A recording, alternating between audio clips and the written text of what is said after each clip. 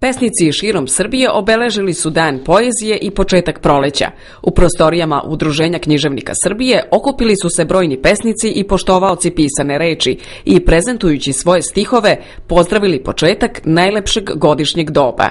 Miljenko Vukadinović, organizator ove manifestacije, kaže da je reč o lepoj akciji koja se održava po drugi put, a koja povezuje umetnike na jedinstven način. Pa odavno se kaže da su pesnici vrhovni zakonodavci sveta.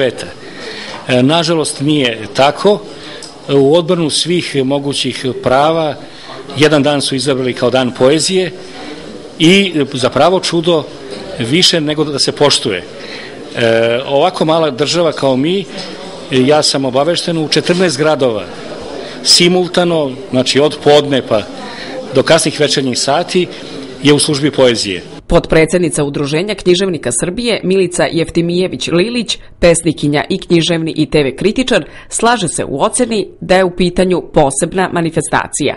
Za svoju vernu čitalačku publiku ona je pripremila nova izdanja. Konačno je poezija uspjela da dobije bar svoj dan ako nema tretman kakav bi trebalo u društvu. Vrlo sam radosna jer sam juče dobila još jednu svoju novu knjigu. Knjiga se zove Tetovaža uma i to je onako, čini mi se, jedna moja najzrelija knjiga.